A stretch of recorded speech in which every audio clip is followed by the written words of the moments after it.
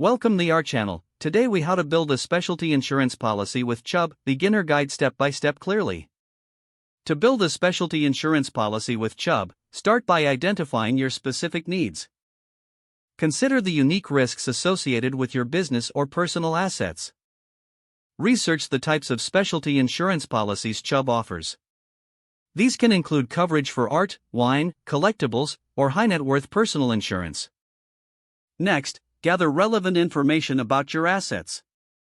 Document their value, usage, and any specific risks they may encounter. Reach out to a Chubb insurance agent for a consultation. During this initial meeting, clearly communicate your needs and any concerns. Ask about specific coverage. Inquire about deductibles and limits that apply to the policies you're interested in. After receiving information, take time to review the options presented. Compare coverage details to ensure they align with your requirements. Evaluate any additional services that may be offered, such as risk management. Consider whether to bundle your specialty policy with existing coverages for potential discounts. Once you've made a decision, work with your Chubb agent to complete the necessary paperwork. You'll need to provide accurate information for underwriting considerations. After submitting your application, be prepared for any follow-up questions from Chubb. Review the final policy once it's issued to ensure all details are correct.